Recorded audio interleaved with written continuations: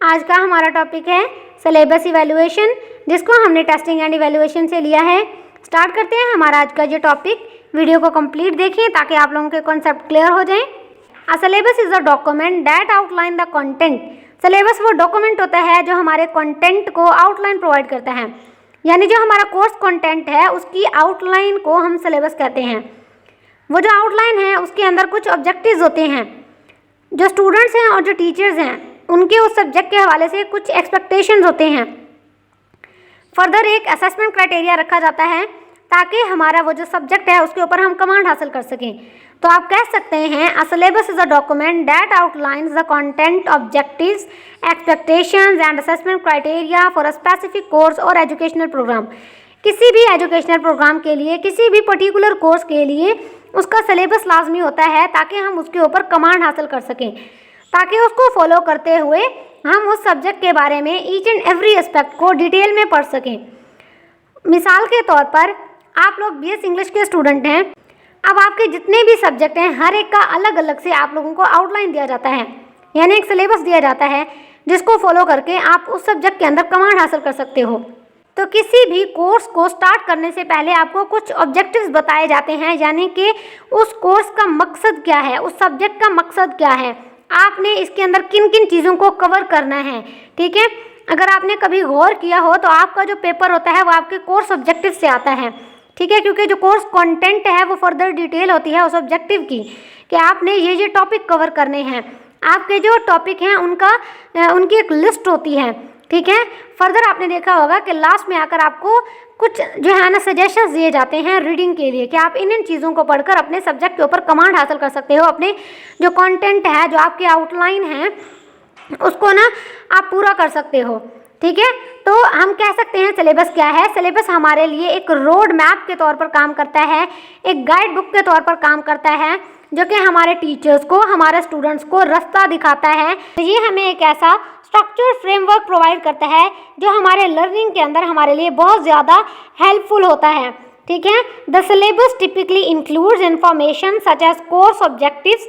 Syllabus के अंदर कौन कौन सा इन्फॉर्मेशन होता है हमारे कोर्स के ऑब्जेक्टिव के हवाले से, और वो टॉपिक्स जो हमने कवर करने होते हैं, वो रिक्वायर्ड रीडिंग्स यानी वो सजेस्टेड रीडिंग्स जो हमने पढ़कर अपने कोर्स के ऊपर पूरा कमांड हासिल करना होता है, सब्जेक्ट के ऊपर पूरा कमांड हासिल करना होता है। जो हमारे टीचर्स हैं वो हमें कुछ असाइनमेंट्स देते हैं जिनके ज़रिए से वो चेक करते हैं कि जो हमारी राइटिंग है वो कैसी है, क्योंकि सबसे पहले वो लेक्चर्स देते हैं, वहाँ से हमारी जो लिसनिंग स्किल है वो इंक्रीज़ होती है। उसके बाद हमें कुछ असाइनमेंट्स दिए जाते हैं जिनसे हमारी राइटिंग स्किल्स इंक्रीज़ होती हैं। उसके बाद जो है ना वो अपना एक क्राइटेरिया सेट करते हैं कि जो हमारा बच्चा है वो असाइनमेंट में कैसा है, हमारा जो बच्चा है वो लिसनिंग में कैसा है। फिर जाकर वो हमें कुछ प्रेजेंटेशंस देते हैं, वो हमारे स्पीकिंग को चेक करते हैं। तो इस तरीके से हमारे रीडिंग, राइटिंग और लिसनिंग को चेक किया जाता है। ठीक है, जो रीडिंग है वो क्लास में की जाती है। इसी के ज़रिए से एक ग्रेडिंग क्राइटेरिया रखा जाता है कि हमें किस तरीके के ग्रेड्स देने होते हैं उस टीचर ने। सबसे पहला जो हमारा क्राइटेरिया है वो मिड्स का होता है, कि आपके मिड्स के कितने नंबर होंगे और आपके सेशनल के कितने नंबर होंगे। ठीक है, जो आपका सेशन होता है उसके मार्क्स जो है ना वो टीचर की मर्ज़ी होती है, यानी हाफ टीचर की मर्ज़ी होती है और हाफ आपके पेपर के होते हैं, और फिर उसके बाद जो आपके मार्क्स बचते हैं वो यूनिवर्सिटी के होते हैं। तो इस तरीके से आपका एक क्राइटेरिया सेट किया जाता है उस जो है ना सब्जेक्ट के हवाले से, कि इसके अंदर जो है ना हम आपसे टेस्ट लेकर, आपसे प्रेजेंटेशन, आपसे असाइनमेंट्स वगैरह लेकर, आपकी जो रेगुलर अटेंडेंस है, इन सब को लेकर चेक करते हैं कि आपने अपने उस सेमेस्टर के अंदर उन सब्जेक्ट्स के ऊपर कमांड हासिल किया है या नहीं। इसके अलावा उसके अंदर कुछ इंपॉर्टेंट डेट्स होते हैं। डेट्स उसी के हवाले से होते हैं कि आपका मिड कब होगा, आपका फाइनल कब होगा, आपके सेशन कब होंगे, इस तरीके से। और जो आपका सब्जेक्ट होता है उसके हवाले से भी ये डेट्स हो सकते हैं। जैसे कि आपने कोई हिस्ट्री पढ़ी है तो हिस्टोरिकल जो इवेंट्स होते हैं उनका जो एक क्रोनोलॉजिकल ऑर्डर होता है, इसको हम फर्दर डिटेल करेंगे। फिलहाल आपके लिए इतना ही कि आपके जो सिलेबस है उसके अंदर क्या क्या होता है। उसके अंदर आपका कंटेंट होता है, उसके ऑब्जेक्टिव्स होते हैं, कुछ आपके एक्सपेक्टेशंस होते हैं, कुछ टीचर के होते हैं, कुछ सब्जेक्ट के आपसे होते हैं, कुछ यूनिवर्सिटी के आपसे होते हैं। उसके बाद एक क्राइटेरिया सेट किया जाता है बच्चों को चेक करने के लिए कि बच्चे उस सब्जेक्ट के अंदर किस तरीके का परफॉर्मेंस दे रहे हैं। It help students understand what they will be learning through out the course. ये हमारे स्टूडेंट्स को हेल्प करता है कि वो थ्रू आउट द कोर्स किस किस चीज़ को पढ़ने वाले हैं। तो उसकी पहली सी एक छोटी सी जो झलक होती है ना, वो हमारे आउटलाइन के तौर पे दी जाती है, वो हमें ऑब्जेक्टिव्स के तौर पे दी जाती है कि आप इन चीज़ों को पढ़ेंगे। फिर जो हमारा टीचर होता है वो फर्दर उसको डिटेल में डिस्कस करता है।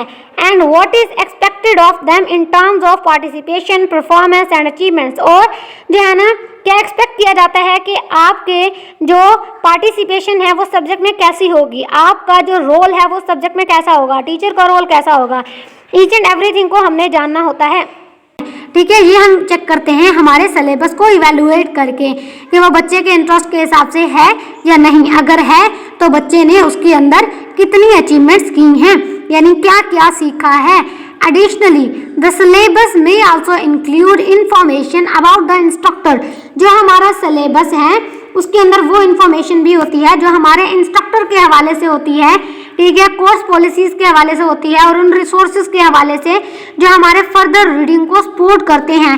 यानी लास्ट में आकर जो आपको कुछ सजेशंस दी जाते हैं कि आप इस किताब से जो है ना रेफरेंसेस के तौर पर अपना मटेरियल ले सकते हैं, जिसको आप अपनी वर्डिंग में चेंज करके जो है ना आगे अपने एग्ज़ाम के लिए यूज़ कर सकते हैं।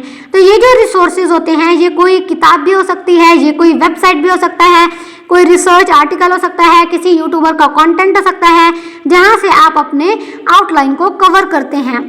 अब जो हमारा सिलेबस है या तो वो स्टूडेंट सेंटर होगा या वो टीचर सेंटर होगा। स्टूडेंट सेंटर सिलेबस किस तरीके का होता है और उसका फोकस क्या होता है, उसका कंटेंट क्या होता है, उसमें टीचर का क्या रोल होता है, उसके अंदर हम किस तरीके की असेसमेंट करते हैं, उसमें लर्निंग एनवायरनमेंट कैसे होता है और उसकी फ्लेक्सिबिलिटी कैसी होती है। Focus, it's all about what students want and need to learn. ये क्या होता है कि स्टूडेंट ने क्या सीखना है, वो क्या सीखना चाहता है, यानी इसका जो फोकस होता है वो हमारे स्टूडेंट का इंटरेस्ट होता है। Content, what students learn is based on what they are interested in and how they like to learn. पहली बात क्या है कि स्टूडेंट क्या सीखना चाहते हैं, उनका इंटरेस्ट किस सब्जेक्ट में है। उसके बाद हमने क्या देखना है कि वो किस तरीके से सीखना चाहते हैं। आया कि वो सीखना चाहते हैं ब्लैक बोर्ड के ज़रिए से, वाइट बोर्ड के ज़रिए से, ठीक है, जब वो जो है ना मतलब ग्रीन बोर्ड के ज़रिए से, जब वो बोर्ड का इस्तेमाल नहीं चाहते, वो चाहते हैं कि जो हमारा टीचर है वो पीपीटीज बनाए, यानी वो स्लाइड्स बनाए, उन्हीं के ज़रिए से हमें पढ़ाए। उनके ज़रिए से बच्चों को ज़्यादा अच्छे से समझ आता है, क्योंकि उसके अंदर एक साइड पे हमारे पिक्चर्स होते हैं, दूसरे साइड पे टीचर पढ़ा रहा होता है। तो इस तरीके से जब टीचर प्रैक्टिकल एग्जांपल्स देता है तो बच्चों को आसानी से समझ आती है। तो एक तरीका तो ये होता है। दूसरा तरीका ये होता है कि टीचर टेक्नोलॉजी का इस्तेमाल करके, मिसाल के तौर पर कुछ जो है ना उसके अंदर साउंड सिस्टम का इस्तेमाल करता है या कोई ऐसी एक्टिविटी करवाता है।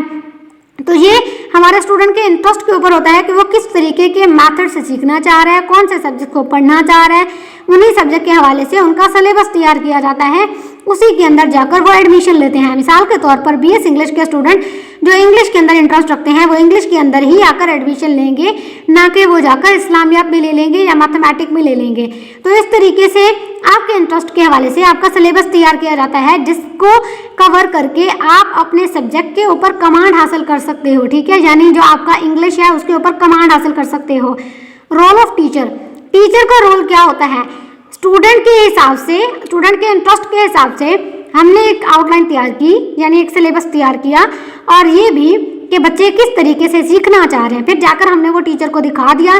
टीचर ने सिर्फ अपना अप्रूवल और डिसअप्रूवल देना होता है इस तरीके के कंटेंट में जो स्टूडेंट सेंटर्ड होता है। ठीक है, और फर्दर गाइड करना होता है बच्चों को। Role of teacher, the teacher helps students learn by giving them what they need. Teacher students को वही मटेरियल देगा, वही तरीके से समझाएगा जो वो चाह रहे हैं, and guiding them along the way, और उनको रास्ता दिखाएगा। ठीक है, उनका जो रास्ता है उनके लिए आसानियाँ बनाएगा। असेसमेंट, असेसमेंट यानी उस चीज़ को अब हम चेक कैसे करेंगे। Students look at how they are doing, student देखते हैं कि वो किस तरीके का काम कर रहे हैं, and think about what they need to do to get better, और ये सोचते हैं कि उन्होंने फर्दर जो है ना क्या इसके अंदर बेहतरी ला सकते हैं, वो फर्दर इसके अंदर क्या बेहतरी ला सकते हैं, ये स्टूडेंट देखते हैं। क्योंकि स्टूडेंट सेंटर्ड सिलेबस है, स्टूडेंट ने खुद तरतीब किया है, तो सबको स्टूडेंट ही चेक करेंगे। टीचर सिर्फ उनको रास्ता दिखाएगा, उनको अप्रूवल डिसअप्रूवल देगा, उनको फीडबैक देगा, बाकी इसके अंदर टीचर का कोई भी रोल नहीं होगा। Learning environment, everyone works together, सब एक दूसरे के साथ काम करते हैं, कोऑपरेट करते हैं, टास्क बातचीत करते हैं, अपने आइडियाज़ को शेयर करते हैं and share ideas to learn, एक दूसरे से इंफॉर्मेशन को शेयर करते हैं, आइडियाज़ को शेयर करते हैं ताकि उस बातचीत के ज़रिए से, उस काम के ज़रिए से जो वो एक साथ कर रहे हैं कुछ नया सीख सकें, कुछ नया जो है ना वो गेन कर सकें। फ्लेक्सिबिलिटी क्या होती है?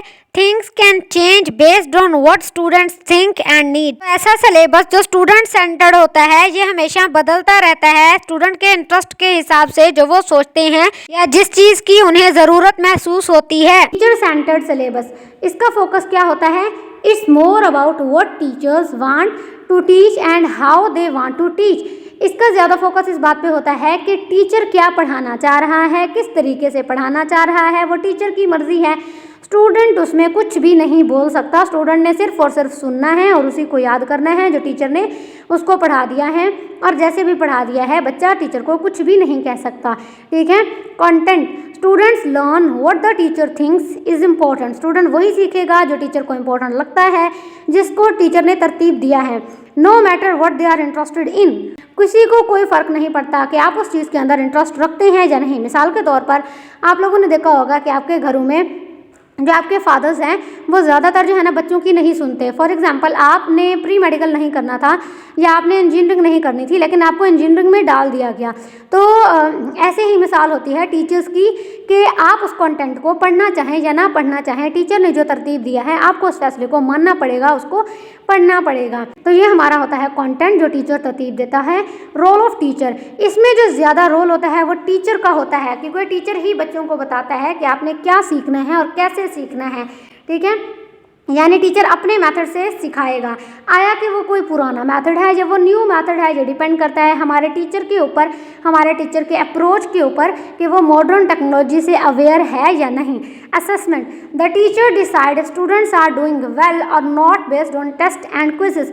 अब जो टीचर है वो कैसे डिसाइड करता है कि उसके जो स्टूडेंट्स हैं वो अच्छे से पढ़ रहे हैं या नहीं, उनको उसकी समझ आ रही है या नहीं। तो टीचर क्या करेगा? टीचर जो है ना आपका मंथली टेस्ट ले लेगा या फिर वीकली टेस्ट ले लेगा, या फिर क्लास में जैसे ही उन्होंने लेक्चर दिया उसके बाद वो लोग आपसे, जो आपके टीचर्स हैं वो आपसे क्विज ले लेंगे, जिससे उन्हें पता चलेगा कि आपकी परफॉर्मेंस उस चीज़ के अंदर कैसी जा रही है।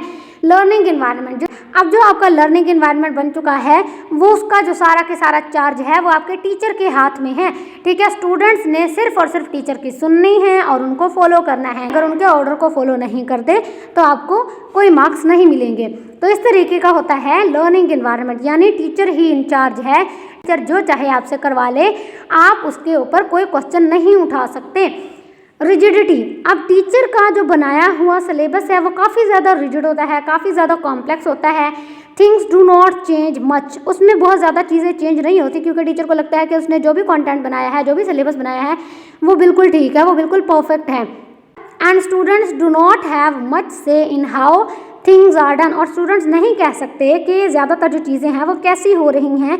ठीक है, यानी स्टूडेंट्स कुछ कह ही नहीं सकते। ठीक है, स्टूडेंट्स ने सिर्फ और सिर्फ फॉलो करना है जो उनको टीचर ने कहा है, जैसा भी पढ़ाया है, जैसा भी सिलेबस तरतीब दिया है, आपको सिर्फ और सिर्फ फॉलो करना है। In simple terms, a student centred syllabus is all about what students want and need. अगर हम सिंपल टर्म्स में इसको कंक्लूड करें तो हम कह सकते हैं कि जो स्टूडेंट सेंटर्ड सिलेबस होता है वो सारा के सारा वो होता है जो स्टूडेंट्स जिसके अंदर इंटरेस्ट रखते हैं, जो स्टूडेंट्स सीखना चाहते हैं, जो स्टूडेंट्स की ज़रूरत है। जबकि टीचर सेंटर्ड सिलेबस का फोकस सिर्फ टीचर के ऊपर होता है कि टीचर क्या सोचता है, ये सबसे ज़्यादा ज़रूरी है। हाउ टू इवेलुएट सिलेबस, हम अपने सिलेबस को किस तरीके से इवेलुएट कर सकते हैं। स्टेप नंबर 1 हमारे पास है क्रोनोलॉजिकल सिलेबस। क्रोनोलॉजिकल सिलेबस में क्या होता है? Check if the topics are in the right order of how things happened in history और how they developed over time. तो हमने देखना होता है कि जो हमारे टॉपिक्स हैं वो एक सही ऑर्डर के अंदर दिए गए हैं। ठीक है, जिस तरीके से चीज़ें हुई थी हमारे हिस्ट्री में, क्या उनको वैसा ही तरतीब दिया गया है। Ask if you are learning about things in a way that makes sense so you can understand and remember them better। तो आपको ये पूछने का हक है कि हम जिस चीज़ को पढ़ रहे हैं क्या वो एक ऐसे तरीके से है जो एक सेंस बनाता है, ताकि हमें उस चीज़ की सही से समझ आ जाए, ताकि हम चीज़ों को सही से मेमोराइज कर सकें। टॉपिकल सिलेबस, टॉपिकल सिलेबस कौन सा होता है? जिसके अंदर टॉपिक वाइज एक्सप्लेनेशन होती है, जो हमारे इंटरेस्ट के हिसाब से होता है, ठीक है, जिसके अंदर कुछ थीम्स होते हैं। सी इफ द थीम्स और सब्जेक्ट्स आर इंटरेस्टिंग, क्या वो आपके हिसाब से हैं जिसका आप शौक रखते हैं, जो आप पढ़ना चाहते हैं, and make sense for what you are studying, और क्या वो एक सेंस बना रहे हैं कि हाँ ये जो सिलेबस है ये आपके लिए ही तरतीब दिया गया है, इसको आपको ही पढ़ना चाहिए, ये आपको आपकी मंजिल तक पहुंचा सकता है। तो इस सब की आपने इवेल्युएशन करनी होती है, ठीक है। Make sure you are covering different topics in a way, तो आपने मेक श्योर करना है कि आपको जो टॉपिक्स पढ़ाए जा रहे हैं वो एक ऐसे तरीके से पढ़ाए जा रहे हैं that helps you see how they are connected to each other, जो आपकी मदद करेंगे कि आप जो है ना उन सारे टॉपिक्स का एक दूसरे से लिंक करें और ये समझने की कोशिश करें कि इन टॉपिक्स के अंदर ऐसा क्या है जिसके ज़रिए से आप जो है ना इसको कवर करके अपने सब्जेक्ट के ऊपर कमांड हासिल कर सकते हैं। Skill based syllabus, skills based syllabus कौन सा होता है, जिसके अंदर हमारे स्किल्स को डिटरमिन किया जाता है, स्किल्स को मेजर किया जाता है। Check if you are learning the specific skills, आपने चेक करना है कि आप उन स्पेसिफिक स्किल्स के ऊपर काम कर रहे हैं, ठीक है, उनको सीख रहे हैं। You need for your job, जो आपको अपने जॉब के लिए ज़रूरत है, और व्हाट यू आर स्टडिंग, और आप आखिर पढ़ क्या रहे हैं। मिसाल के तौर पर हमारे स्टूडेंट्स ने एक ऐसा सिलेबस तरतीब दिया है जिसके हिसाब से वो जैसे ही अपना मास्टर्स कंप्लीट कर लेंगे उसके बाद जो उनकी ड्रीम जॉब है उसको वो अचीव कर लेंगे, फ़ौरन ही उसके ऊपर वो वर्क करना स्टार्ट कर देंगे। मिसाल के तौर पर जो कुछ बच्चे हैं वो CSS करना चाहते हैं BS इंग्लिश के बाद, तो क्या होता है कि वो जो बच्चे हैं वो स्टार्ट से ही क्या करते हैं, अपने जो रीडिंग है, राइटिंग है, स्पीकिंग है, लिसनिंग है और जो कम्युनिकेशन है उसको बेहतर करना स्टार्ट कर देते हैं। जो टीचर सिखा रहा है उसको अच्छे से समझते हैं, क्योंकि ये जो इतना लंबा 4 साल का प्रोसेस होता है ना, इसके अंदर आपका पढ़ाई का भी एक पार्ट होता है, आपकी जो असाइनमेंट राइटिंग है वो अलग से होता है, जो प्रेजेंटेशन है जो हमारे स्पीच के लिए होता है, हमारे स्पोकन के लिए होता है, वो अलग से होता है। फिर आपको जो है ना PPTs पे टीचर पढ़ाता है, उन PPTs के ज़रिए से आपकी लिसनिंग अच्छी होती है। लिसनिंग कैसे अच्छी होती है कि टीचर आपको पढ़ा रहा होता है तो आप टीचर को सुन रहे होते हो, फिर आकर जो कुछ और बच्चे हैं वो अपने PPTs को पेश करते हैं, वो पढ़ाते हैं, तो इस तरीके से आप बहुत ज़्यादा कॉन्सेप्ट लेते हो। एक टॉपिक के ऊपर तकरीबन 10 या 15 बच्चों को अगर प्रेजेंटेशन दिया गया है तो हर एक के जो पॉइंट ऑफ व्यू होंगे वो डिफरेंट होंगे, क्योंकि एक इंसान दूसरे इंसान से डिफरेंट सोचता है। इसी तरीके से सबने जो मटेरियल बनाया होगा उसकी भी तरतीब अलग होगी, वो भी आपके स्किल्स के लिए बहुत ज़्यादा अच्छा होता है कि आप किस तरीके का सीख रहे हैं, ठीक है, किससे सीख रहे हैं, कैसे सीख रहे हैं। और इस सब चीज़ों के ज़रिए से आपको जो लीडरशिप स्किल्स हैं वो भी आएंगी, वो भी जो है ना आपके अंदर इम्प्रूव होंगी।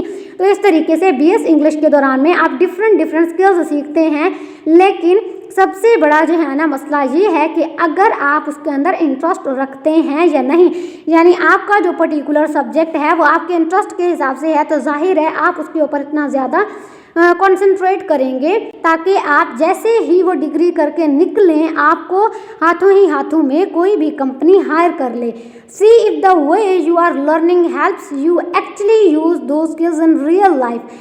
वो जो स्किल्स आपने सीखे हैं अपनी डिग्री के अंदर वो ऐसे हों कि जैसे ही आप अपने डिग्री से यानी अपने जो आपका मास्टर्स है उससे आप जैसे ही फ्री हों और बाहर की दुनिया में आए, आपके लिए मौके ही मौके हैं, हर अपॉर्चुनिटी को आप अवेल कर सकें, हर कोई जो है ना आपको हायर करने के लिए तैयार हो। तो इस तरीके से आपको BS इंग्लिश के दौरान में जितना कुछ पढ़ाया जाता है आपने उसको बहुत अच्छे से जो है ना कवर करना होता है। आया कि वो असाइनमेंट राइटिंग है जिससे आप लोगों की वोकैबुलरी बिल्ट होती है, जिससे आप लोगों का राइटिंग जो है ना वो अच्छा होता है, क्योंकि जो CSS है उसके अंदर आपको यही आपकी राइटिंग देखी जाती है, ठीक है, कि आप किस तरीके का लिखते हैं, आपकी जो इंग्लिश है वो कितनी स्ट्रॉन्ग है कितनी नहीं।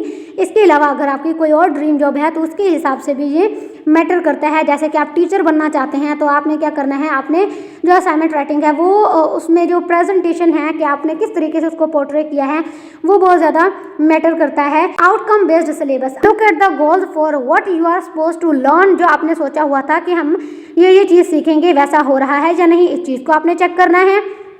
And see if they are clear and reachable, और ये भी देखना है कि वो जो चीज़ें हैं वो क्लियर हैं, वो रीचेबल हैं, आप उनको पढ़ सकते हैं। ये जो सिलेबस आपको चीज़ें बता रहा है आप इनको कवर कर सकते हैं या नहीं, या ये इतने ज़्यादा रिजिड हैं, इतने ज़्यादा कॉम्प्लेक्स हैं कि इस तक जो पहुंचना है उसमें 4 साल की बजाय आपको 6 साल लग जाएंगे, यानी ज़्यादा का टाइम लग जाएगा।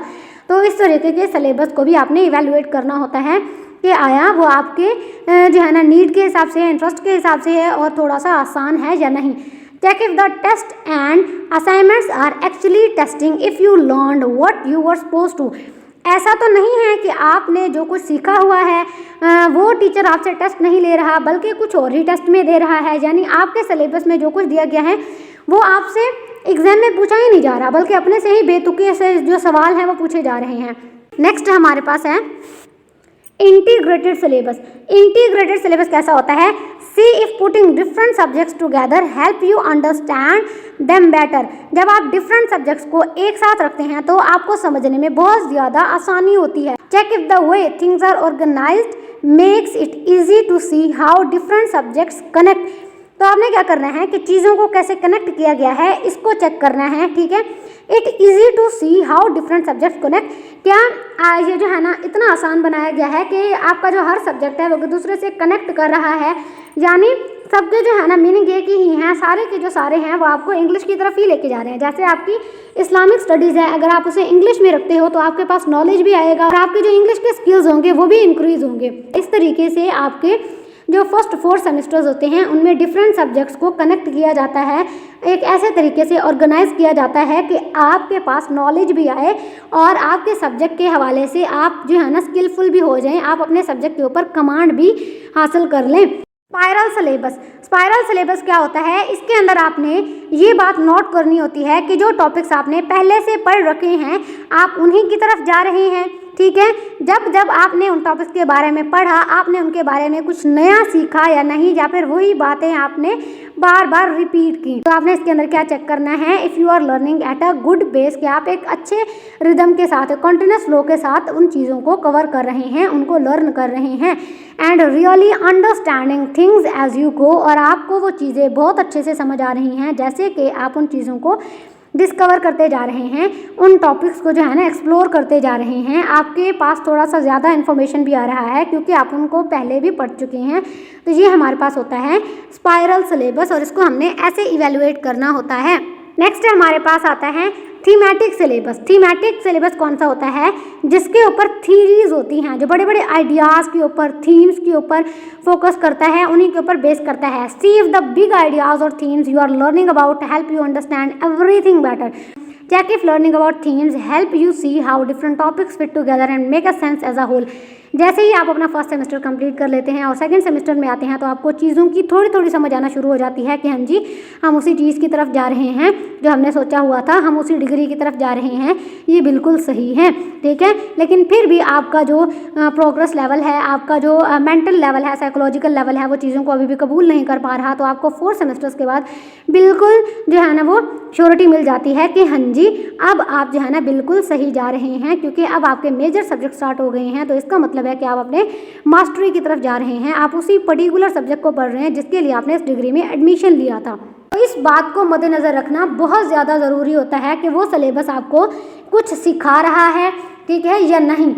If not it might need some changes to make it better. अगर उस सिलेबस को वैसे तरतीब नहीं दिया गया कि आपको आपके मंजिल मकसूद तक पहुंचा दे, तो आपने क्या करना होता है, आपने फर्दर उसके लिए सजेशंस देने होते हैं कि आप इस सिलेबस को चेंज करें to make it better for you, ताकि आप लोगों के लिए आसानी हो सके, आप लोग जो है ना अपने मंजिल तक आसानी से पहुंच सकें। And others learning from it, और वो दूसरे जो इससे सीख रहे होते हैं वो भी अपने मंजिल तक पहुंच सकें।